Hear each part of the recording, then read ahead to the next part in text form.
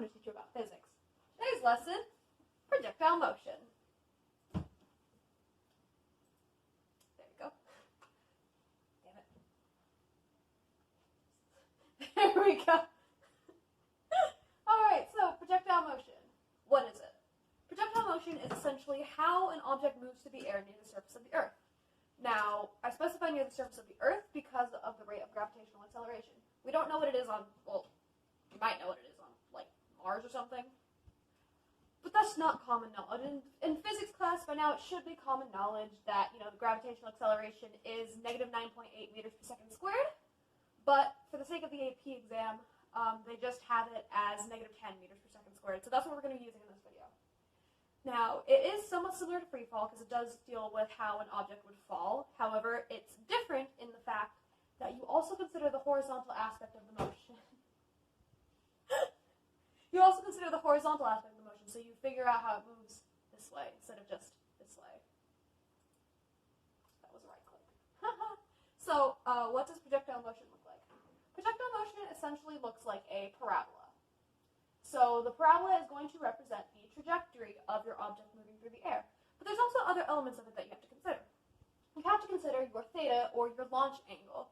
If you launch an object at a 45-degree angle, it's going to be different from how it would move if you launched it at a 20-degree angle, Another aspect is going to be your initial velocity. Now, this initial velocity doesn't specify up, down, side to side, so we have to figure that part out for ourselves. I'm going to show you how to do that later on. Your impact velocity is just going to be negative whatever your initial velocity was. And at the top of your parabola, your velocity going up and down is going to be 0. This is because the velocity is 0 here because it's changing from going to up to down. It's changing directions. This is our max. Calculus people, we know our derivatives. We know when we know when a max happens, and it's when the velocity is 0. That's left click. Alright, so we have to consider the two kinds of motion. First off, we have our horizontal motion. A horizontal motion is when we're going side to side. And it's also, and then we also have our vertical motion, which up and down. That one's pretty self-explanatory. But here's the thing with projectile motion questions, is that a lot of the time it's going to ask you how an object moved horizontally or how it moved vertically. So you have to be able to figure out from the question which one you're going to be doing. Now, horizontal and vertical, they're pretty easy to tell apart. Normally in a question about horizontal motion, it's specifically going to ask you how far it traveled horizontally. But in vertical motion, it can ask you anything from how far did it drop, how long did it fall, or how long did it take to reach the max height. So just keep an eye out so you know which one you're trying to find. And it also helps you because sometimes they might give you information that isn't necessarily going to be used if you're finding your horizontal motion as opposed to your vertical. So just keep in mind what information you're getting, what information you actually need. So we are going to talk about our horizontal motion now. Now we have some equations that we're going to use to figure this out. First and foremost, our most important one is that our change in our horizontal position is going to be our initial horizontal velocity times time. And another important thing to note is that the acceleration is going to be 0. This is because when we're moving left to right, the only thing that would be changing our acceleration would be air resistance. However, because this is physics 1, we don't have to talk about that. Our air resistance is going to be negligible. I don't know if that's going to hold true for future physics classes, but for here, it's negligible. You don't have to worry about it.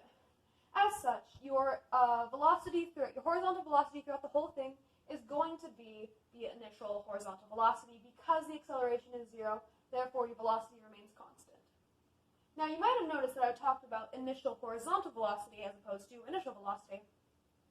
This is how we figure out how to get our initial horizontal velocity from our initial velocity, and it's as simple as your initial horizontal is going to be your initial velocity times the cosine of your launch angle. So, v initial x equals v initial times cosine of theta. Simple enough. So, let's have an example. From a height of 100 meters, a ball is thrown horizontally with an initial speed of 15 meters per second. How far does it travel horizontally in the first 2 seconds? Now, as any good calculus student knows, let's draw a picture. And also write down what we know. So we know our initial velocity is 15 meters per second. Because it's thrown horizontally, our launch angle is going to be 0. Our acceleration is going to be 0 as well because it's horizontal. And our time is 2 seconds. Now, it gives us our horizontal velocity. It gives us our initial velocity, but it doesn't give us our initial horizontal velocity. So first thing we're going to do is we are going to plug it into our equation. So our v initial x is going to be v initial times cosine of theta. You might be wondering, why does my cosine of theta look weird? It's because I wrote it wrong. The first time, I accidentally wrote sine. Make sure you differentiate between your sine and your cosine so you don't screw it up like I did. Now, we end up with our v initial x equals 15 because that's our initial velocity times the cosine of 0. As we all know from our unit circle, cosine of 0 equals 1. So we get our initial horizontal velocity is 15 meters per second. Now that's going to help us solve the rest of it. So we then move on to our next equation. Our change in position is going to be our initial horizontal velocity times time. So we get our change in our position is going to be 15 times 2, which is 30 meters. Now notice, I didn't use the 100 meters of the height. This is a piece of information that we don't need to use when it's in horizontal motion. I'm pretty sure the only reason they put that in is so that we know it was possible for it to move that far in 2 seconds without the object that's being thrown hitting the ground. And, so we have horizontal. Easy enough. Alright, so vertical motion. When it comes to vertical motion, we can essentially treat the vertical element of projectile motion kind of like a free fall question. So we have our equations here to solve for our vertical element. First off, our most important formula is going to be that our height is going to equal our y initial times our initial vertical velocity times time minus 1/2 the gravitational acceleration times time squared. And we are also going to know that we can find the velocity at any given point in our question. It's not going to remain constant like the horizontal aspect did. So our vertical velocity is going to equal our initial vertical velocity minus the gravitational acceleration times time. And our acceleration in this case is going to be negative g, which is equal to negative 10 meters per second squared. Now I know we normally use negative 9.8 meters per second squared, but for the sake of the AP exam, they want us to use negative 10, or at least that's what it says in the prep book, which is where I'm getting all of my information from. Now, we need to know what our initial vertical velocity is, and we can find that from our initial velocity and our launch angle. So our initial vertical velocity is just going to equal the initial velocity times the sine of our launch angle. So v initial y equals v initial times sine theta, which makes sense because for our horizontal velocity, it was times the cosine of theta. So let's move on to our example. An object is thrown horizontally with an initial velocity of 10 meters per second. It hits the ground 4 seconds later. How far did it fall? Once again, we're going to start by drawing a picture and writing what we know. So, we know our time is 4 seconds. We know our initial velocity is 10 meters per second, and we know that our gravitational acceleration is negative 10 meters per second squared. As we can see, it kind of looks the same as the other one. We're throwing it from the top, and we are going downwards. It looks like half an upside-down parabola, and we are trying to find our change in y right here. So, first thing we need to do is we have our initial velocity, but we need to find out what our initial vertical velocity is. So, what we're going to do is we're just going to plug it into our equation of v initial y equals v initial times sine of theta. Now, like we said in the last problem, because we are throwing it horizontally, we know that our angle is going to be 0. So we're going to plug in our 10 meters per second, so v initial times the sine of 0, and that's just going to equal 0 because sine of 0 is 0.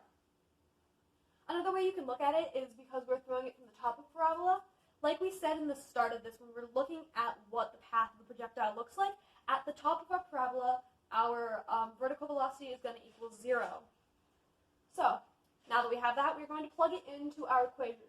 Our change in y equals our initial vertical velocity times time minus 1/2 the gravitational acceleration times time squared.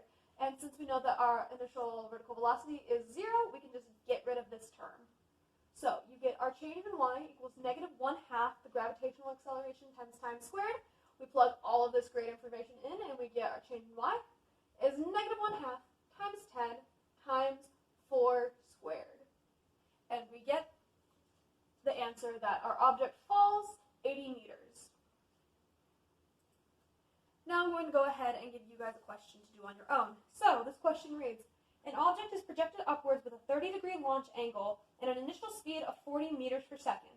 How long does it take for the object to reach the top of its trajectory? How high is this? Now, talking about the top of the trajectory and how high that is. So we know that this is going to be a vertical question. We have all the information we need, so I'm going to let you guys pause here and try doing it for yourself. I'm going to be going to the side with the answers in 3, 2, 1. The answer should be it takes 2 seconds to reach that maximum height, and the maximum height is 20 meters. Alright, so now we're just going to wrap up our lesson. So what we learned in this video is we learned what our projectile motion looked like, and we know it just looks like a parabola, an upside down parabola for that matter. We learned how to tell the difference between our horizontal and vertical elements of motion, because this is going to be the most important thing to be able to tell the difference between, to make sure we're solving for the right things. And once we figured out what we're solving for, we learned the equations to